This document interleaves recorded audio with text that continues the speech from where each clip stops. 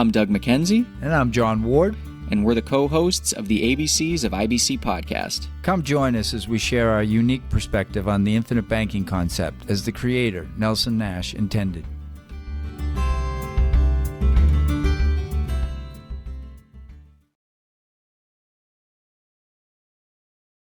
Hello, John. How are you? I'm Jinx. good. Yeah. You owe me a Coke. Yeah, That's right. Old saying, right? That was a saying when I was a kid too. It's persisted. Okay. Yeah. Yep.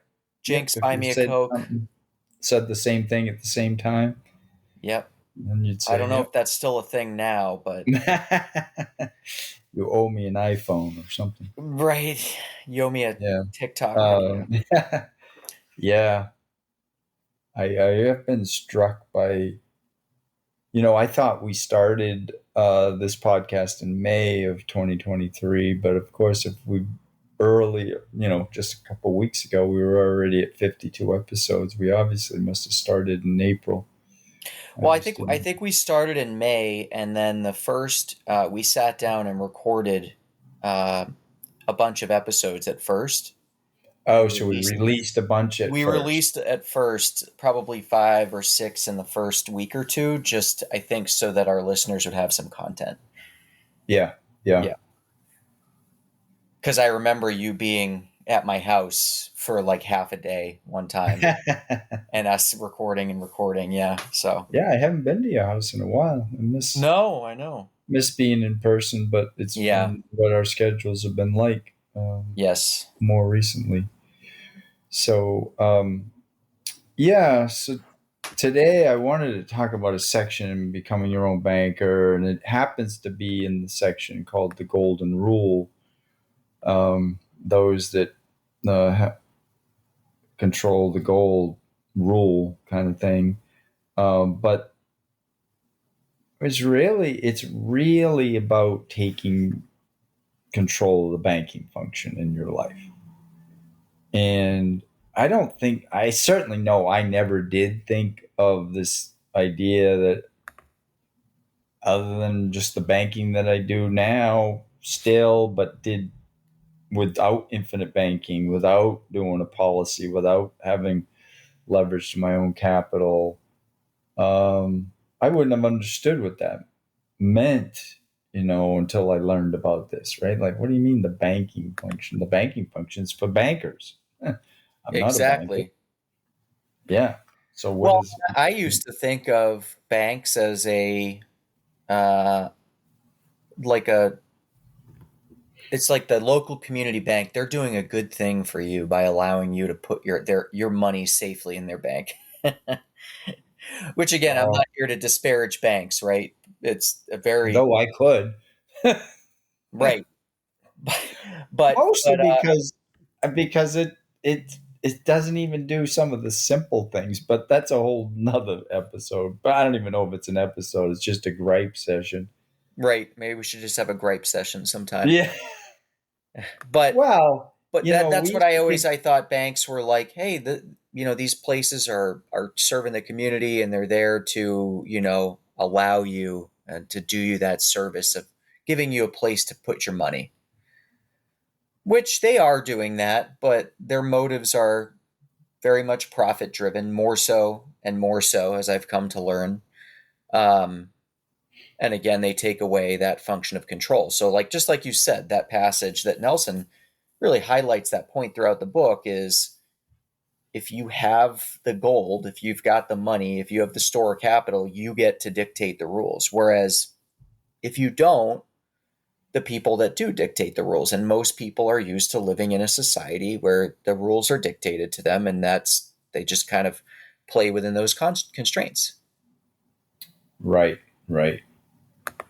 If there was no place called a bank, but I could get a paycheck or a commission check or whatever, and I could just go to some place and they just say, oh, that check, that's good for this amount of these Federal Reserve notes or these dollars.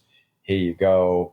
I don't know, some sort of money exchange place. It really, they're really pretty basic, but when we need them for financing something larger where I've got to leverage their capital, my credit, my employability, all that, then I kind of need a bank. I mean, because I don't have that much money sitting around, right? Most people don't. Like, hey, the house costs 500,000. I don't have 500,000, but if I want a house, there's people that will give me the money, and I'll give it to the seller, and now I got to make payments, and that seems, well, yeah, that's a good thing. Wow, I like that there is such a thing, but never knew that I could be storing money somewhere else, and that I could be creating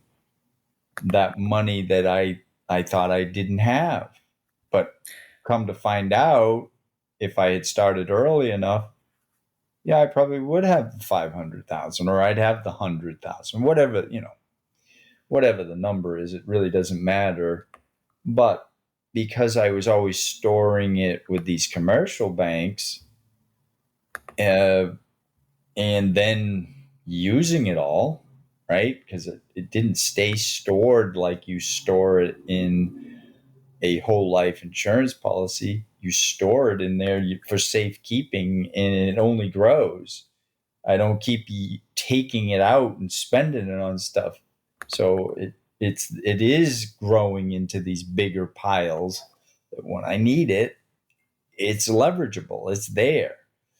And yeah, just didn't know there was even a possibility. Nobody told me over the 35, 40 years of working. I never heard of such a concept. I mean, I guess I knew that there was cash value in some sort of life insurance that I didn't really understand, and but never.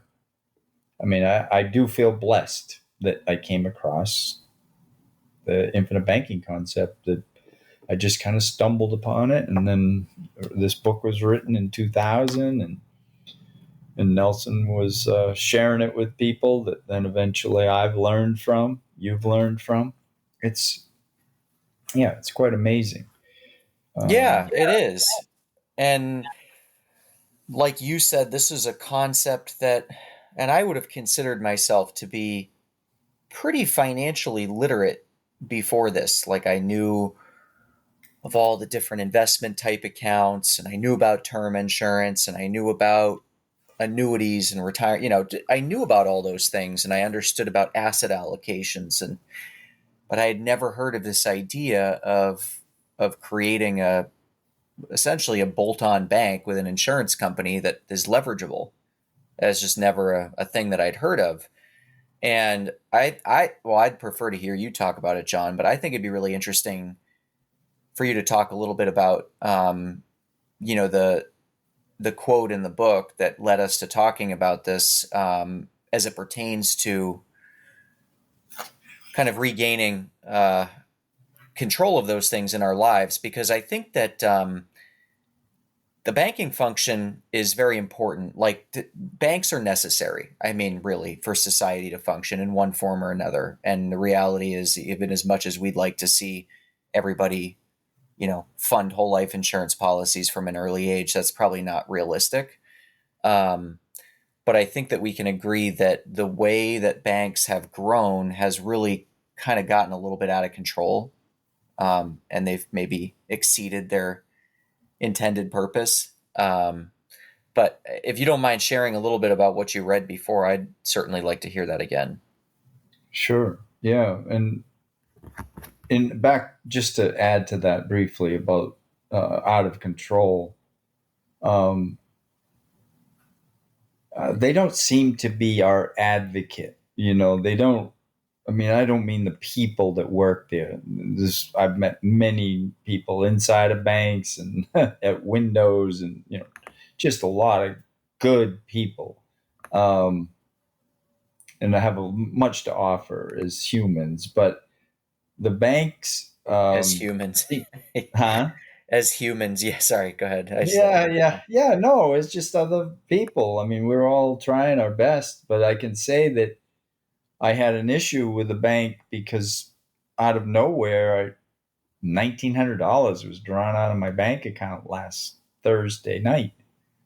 Oh, And I I had didn't know that. done business with the firm that took it out.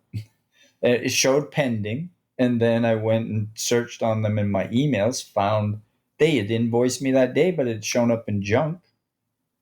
I hadn't agreed to any of this.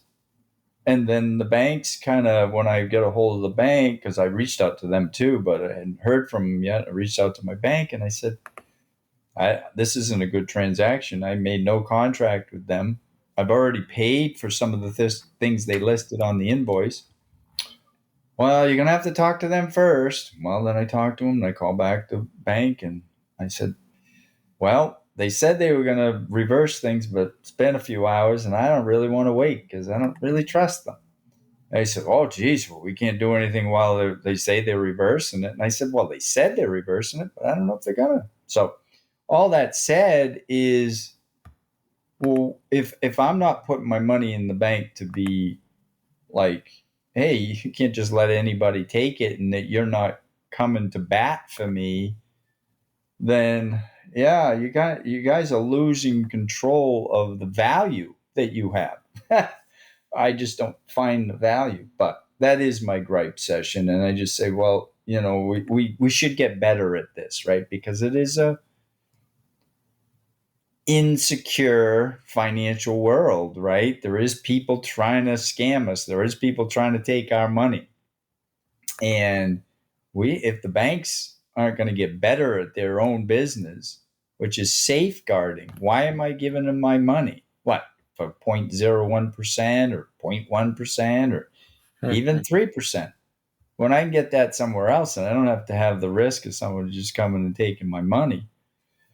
And so I'll leave it at that. But we can do better. And one of the things we can do better is take responsibility and take control and be ready for the opportunity to play the role of banker in our own lives, to be our own financier, so to speak. So at one point on page 31 in Becoming Your Own Banker, he says, why is there general despair in our country regarding the financial matters? Why are people paying through the nose for capital? Why the feelings of helplessness and futility? I say it again, it all begins with faulty premises.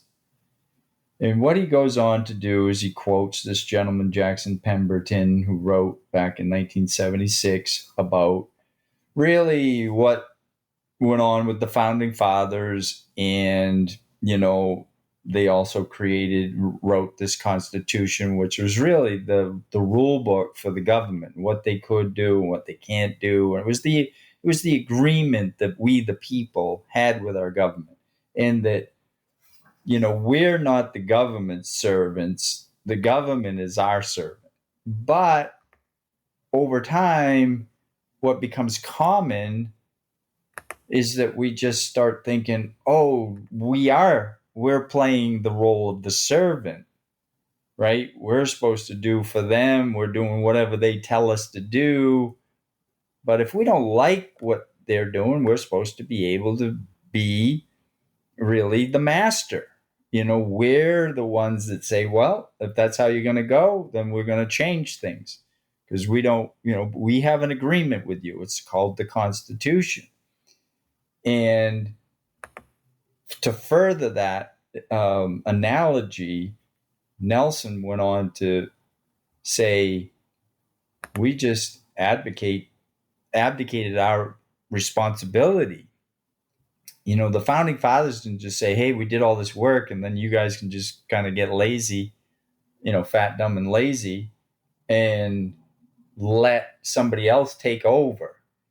And that you don't realize, here's the analogy, you don't realize that you've given up the banking function to the bankers. And the bankers have always been the people that really run the show all the way to the very top of it in the banking world, the central bankers, the international bankers. They aren't always looking out for our best interest. but we've given up the role that fairly people didn't even know they had an opportunity to play that role, to be the banker, to take control of the banking function or the financing function in their own lives, to have control over that. And so that's in just 2 pages, that's what Nelson was trying to share: is be aware that this is possible. And then if you decide you want somebody else to do it, well, I guess that's your choice as an individual. That's your will. You can do what you want. But let's make sure you know that you can play that role in the play. He uses Shakespeare, and there's different characters. And which character, what role are you going to play? And literally, you can play the role of the banker in your own life. So. Yeah, exactly. And that switch gradually happened, over a very long period of time. I mean, banks now are essentially an extension of the Federal Reserve.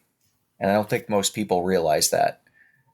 The Federal Reserve dictates, how they lend, how much they can lend, how much they have to have on hand.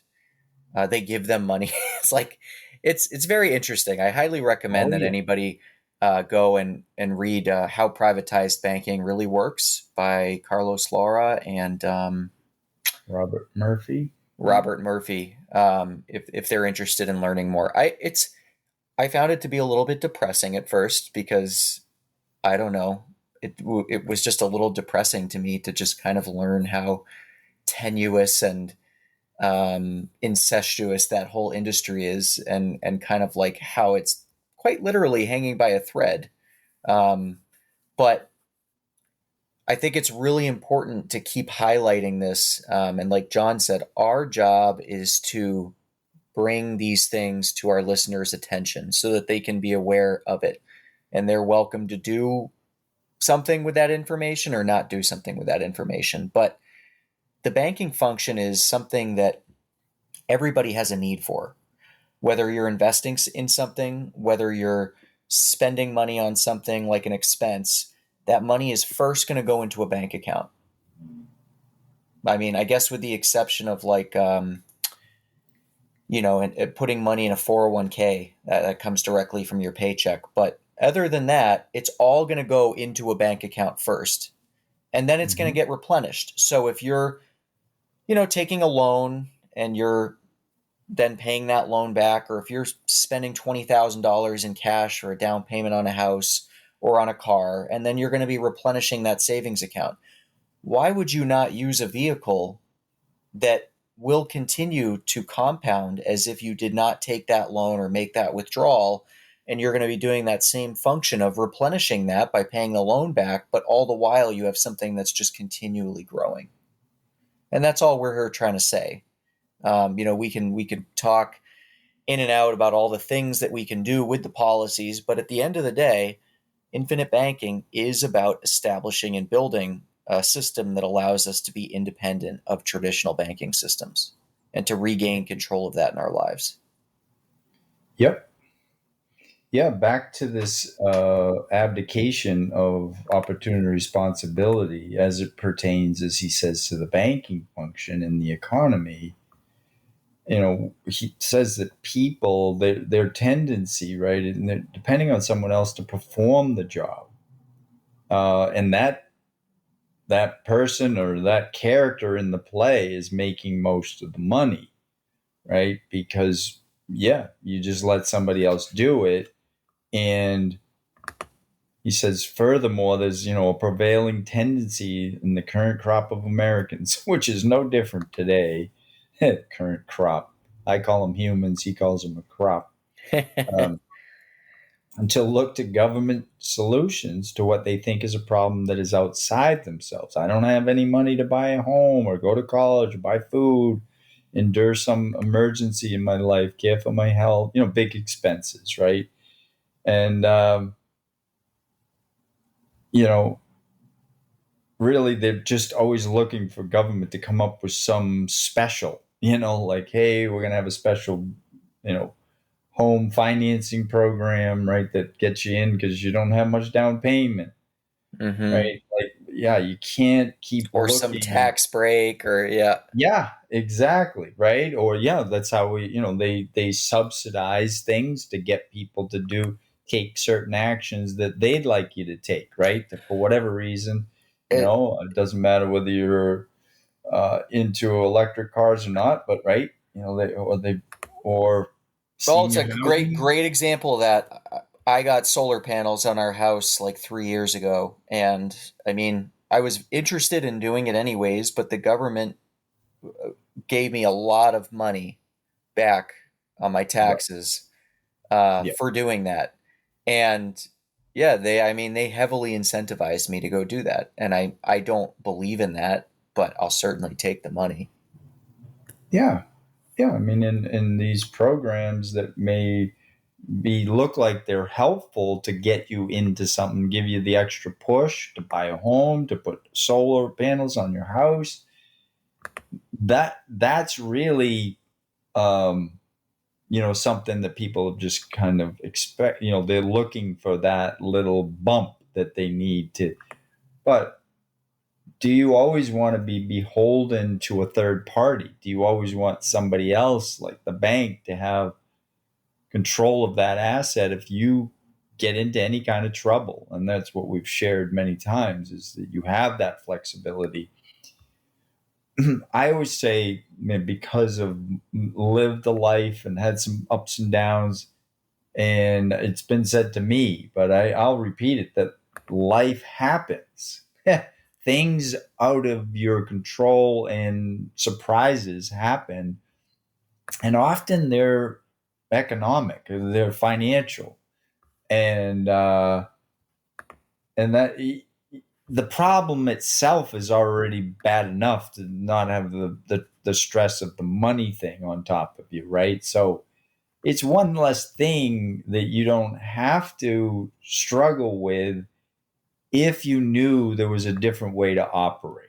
And Right. there is a different way, and a better way than most do it. It doesn't mean people haven't had good success. It just means they literally could have even done better because they would be in charge of that function in their lives. They wouldn't be going, oh, the furnace just blew. I've got to go find somebody I know because I'm already up to debt, up to my eyeballs in debt. And I know this just happened to somebody I know, right? And I don't know exactly how they figured it out, but they had maxed out all their debt, credit cards, home equity. Yeah, so you're getting into Home. like car title loans, borrowing money from a friend type of Yeah, you got thing. to Yeah. go and ask somebody you know who's got money that you wouldn't ask otherwise. Um, because hey, we want to feel responsible. We're taking, we want to be responsible, not just feel it. And Right. then we sometimes act irresponsibly and we get ourselves into trouble, overextended. And then when some emergency happens where we need, we can't, hey, we're already in trouble. We can't even sell the house if the furnace isn't working, right? Or they're going to take it off the price of the house. But most people want that, it's not like, hey, the car's got no engine, but I'll give you a super good deal on it. Look at the body. It's awesome, right? I mean, if you don't have your furnace in this part of the country, well, you know, you Yeah, better that's a have hard some sell. heat source. Yep. You're not going to sell the house. So, yeah, then what do? Well, where do you go? And most people are in a panic if they've lived paycheck to paycheck, which is sadly the way we do operate. It's not necessary. And this isn't about eating, as they like to say, rice and beans, which I don't know what's wrong with rice and beans, but maybe not every day, right? Or cat food. We're not talking Mm, about building this banking system that's going to deprive you. It's no. It's not. It's actually going to enhance your life and give you more security, right? It Yes. really is. I mean, and so why do the current bankers, well, do you think that they're going to set up an educational program to tell you that you could create your own little banking system where you don't need to go to them for financing? Yeah. No. That because that's really how banks create money is through loans. Yep. That's how new money supply comes into society, is they actually create it almost out of thin air at the point of the beginning of a loan, the commencement of, hey, we just gave you the money, now the money just gets typed into this account ledger. It's our liability. I mean, Well, it's it's a you, John, go to the bank and you give them $1,000, and then they can go loan out, $8,000 to $10,000.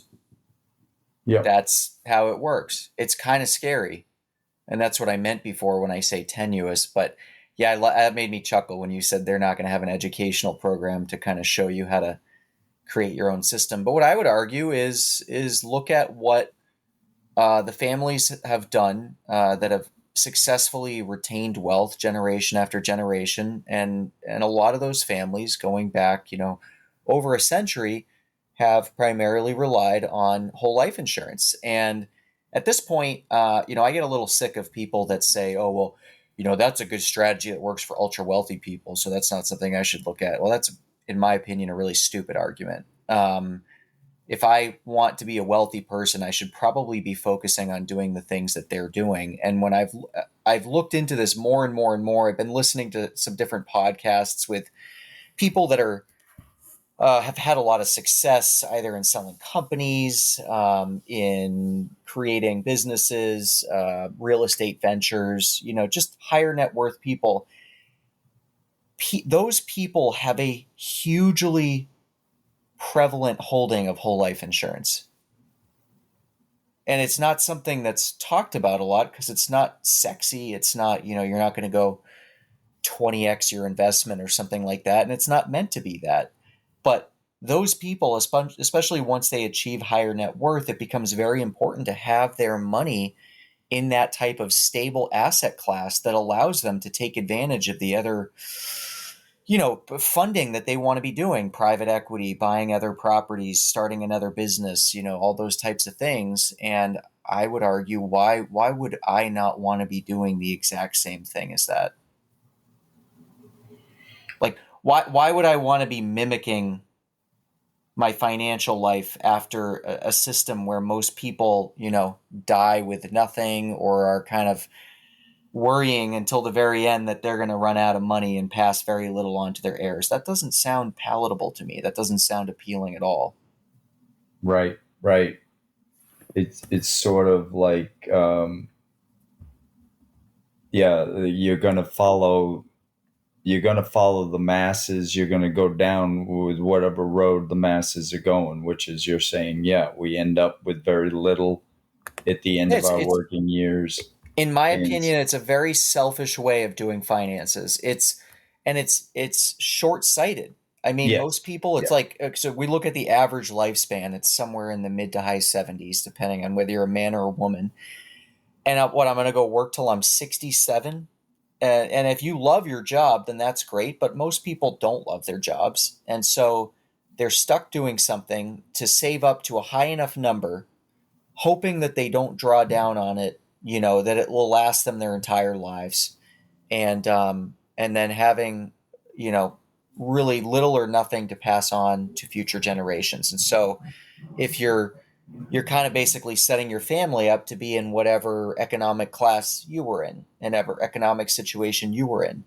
And to me, that just, it doesn't really make a lot of sense. I mean, I've read some data out there showing that a lot of people tout the 4% withdrawal rate. Well, that's apparently not that accurate anymore. I read some data the other day that was showing that it's more like 2.7% now. So if you have a nest egg and you think you're going to live for a few decades on that, you should be able to withdraw 2.7% of that annually and hopefully not run out of money before you die. And I would personally rather focus on a system where I can create that throughout my lifetime, utilize that throughout my lifetime, know that I'm going to be able to draw down a far higher percentage in later years where maybe I don't have an income, and then very likely pass on a large tax-free death benefit to my heirs. And that's what kind of gets me about people that say, well, oh, I don't know anyone else that's doing this, so it must be a bad idea. Well, let's put down all these attributes on paper and compare one to the other. With what I just listed, one of those sounds a lot better to me. And for the record, the longer I do this, the better it sounds to me. Like I don't look back and wish that I am, have been contributing more money to an IRA over the last few years. I don't wish that. You know what I mean? Like the longer I do this, the more I'm convinced that this is something that really makes sense long term. Our son's policy is growing. We're going to have a daughter in August.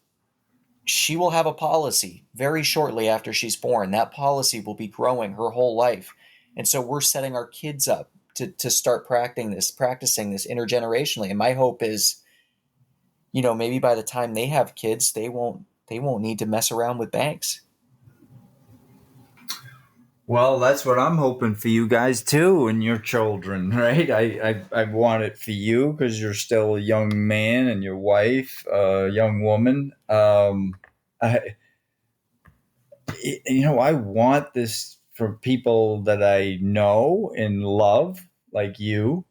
But I want it for people I don't know because I know there's uh, there's a ball and chain that can be disconnected from us, can be cut off. We don't need to be dragging ourselves through this process. We work hard. Most people work hard and work their whole adult lives trying to raise a family at the same time.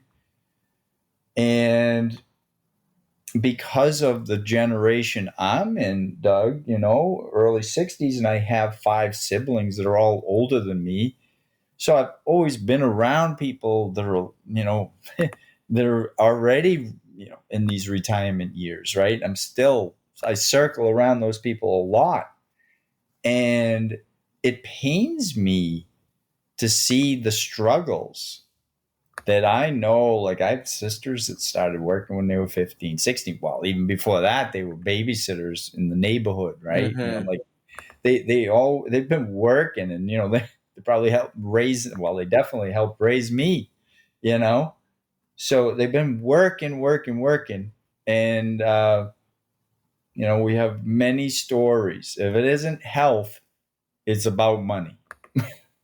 I can Sure. tell you those are the two things that come up when you get into your later years, 60, 70. And these are supposedly supposed to be your golden years. But the system was taking more than it was giving. You were giving more than taking. It's not about you taking, but the only way you can give more is to have more, right? There's only way. That's what they talk about being charitable. Well, you can't be charitable if you end up with no money, Right. right? I mean, you can be charitable in other ways. I mean, it's not only financial, but hey, if somebody's in need and some of it's financial, well, geez, I'd love to help you, but I'm barely trying to make it myself, or I really don't know that I can take that risk right now because now, what do they call it? I'm on a fixed income. I'm on a fixed income. Yeah, yeah, Yeah, the old exactly. fixed income, and now you talk about like, wow, there was a better way that I could end up with all the money that I put in. Now I can access it without taxes. And by golly, what if something happens and I do die earlier than those life expectancies? The stock market's not going to be given a death benefit to anybody. In fact, they're going to take a portion of that stuff. And again, I'm not saying don't do that. I'm just saying, where's the foundation? Where's your financial foundation? Where's your kids? Where's your grandkids? Whoever's listening, right? Talking to you. I'm Yep. saying your kids, you might be, you say, oh, I'm past time for that. Or, hey, everything else I did worked out swell. But how about a foundation for your kids if you can help them? How about for your And if you grandkids? don't have kids, I know people that don't have kids, but that are incredibly involved in their church. It doesn't have to be a person to be a beneficiary. You know what I mean? Like this can benefit a lot of people that aren't necessarily family. If you have a charity that you really care about, those assets can be passed on tax free to those organizations. Yeah, but I'm saying teach them about this financial foundation, Doug, right? Yes. Yep. That if you built this on, right? Because even if you've done well, meaning you have plenty of money, you made a lot of money, you invested well, there's no doubt that of, you know, you've got to know other people are struggling, that most end up struggling. Otherwise, you're burying your head in the sand, right? So, yes, good for you. And you feel for all the people around you. It is, if you're a caring person, it isn't just like, hey, I got tons of money. I don't have to worry about anything. I don't care about anybody else. What we're trying to do is get our friends, our family, our peers to, if we know of this, let's share it and start maybe passing the word along, right? That there is a way to have more security than most end up feeling or even have literally having later in their lives. They are, I can tell you, it's without taking numbers and trying to do all the statistics.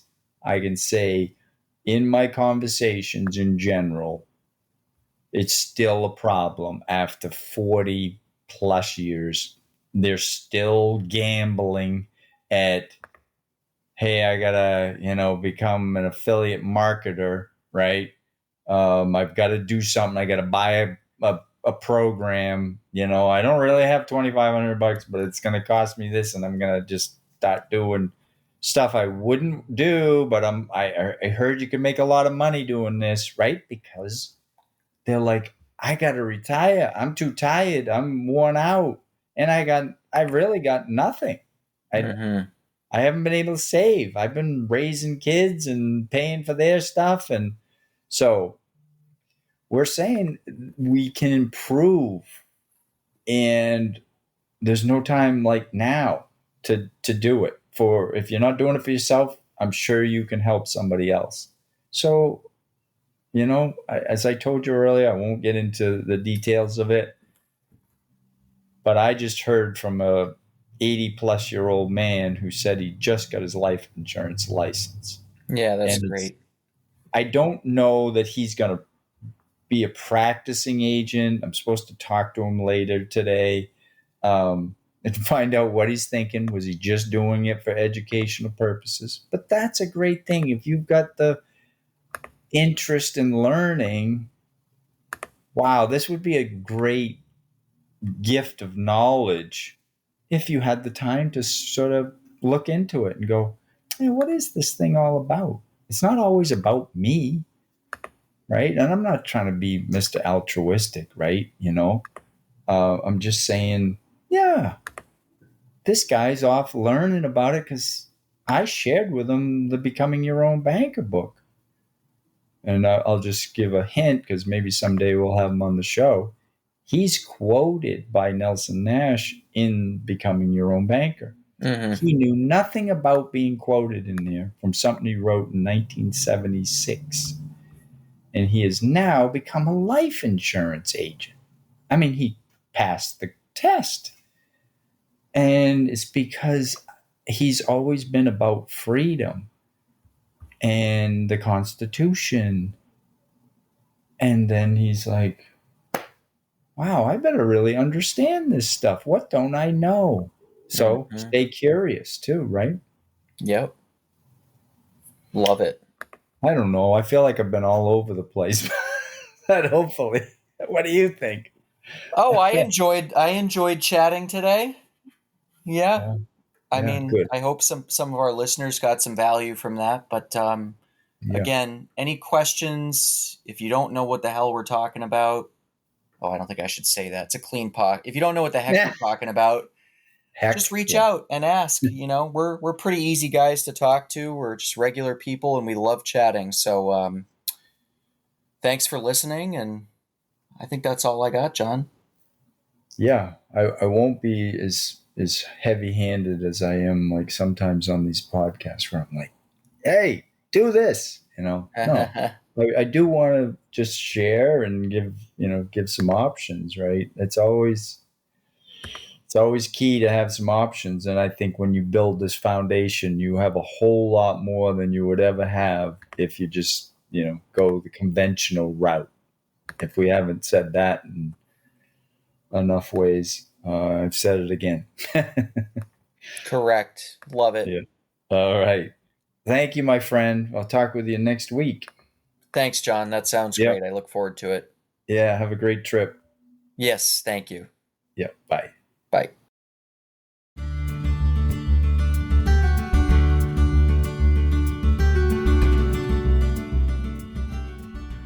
Thank you for joining us for another episode of the ABCs of IBC. If you enjoyed listening, please hit subscribe and leave us a 5-star review wherever you listen. It really helps. See you next week. Bye.